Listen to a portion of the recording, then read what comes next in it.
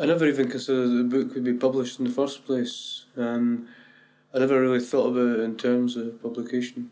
So, getting it published was a big enough surprise. The book being successful was a surprise, it being made into a play was a surprise, and then it being made into a film was a surprise as well. So it's just been a kind of series of sort of different surprises that I've become quite inured to. I think the first thing that you have to do, certainly you have to say that you've written a book and that somebody's making a book of the film or a film of the book or a play of the book or whatever. And the whole point of it, the exciting part of it is that it's going to be transformed in some way. And the more, from my own point of view, the more kind of transformation, the better. I don't want it to sort of, you can't have a kind of like, people go on about a faithful interpretation of it, but you can't have a faithful interpretation of something. You can maybe have it in spirit, but it's going to change as it moves into a different medium. And I think with film, you kind of, or even any other sort of different kind of medium, you don't have the same degree of freedom as you maybe do with a blank page, in which you can everything can go on to that blank page, and you can build up a lot of psychological depth to the characters, whereas in film you've really got to say, maybe take a line on it and say, is this a black comedy or is this social realism or whatever, and maybe stick to that kind of line.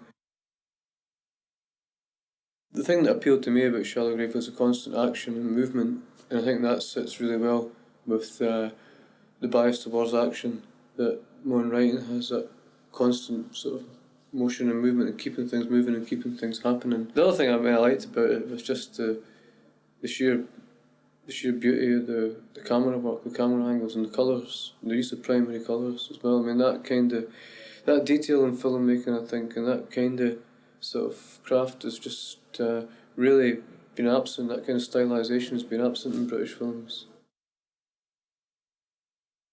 It is set in Edinburgh between 1982 and 1987 or something like that, but 88 perhaps. But the kind of the issues of drug addiction, drug abuse, and the ongoing HIV issues are as pertinent as ever, probably more so now.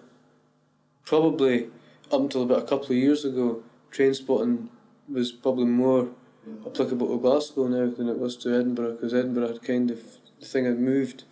But it's like the drug that people choose isn't really the issue. The fact is that there's just so much, there's so little opportunities for people. It's not surprisingly that people are going to try and get out of it or try and obliviate as much of the pain in the world as possible. You admire the discipline that actors have. It's like I've now sort of worked a fair bit with actors over the year, and I used to think it very much as like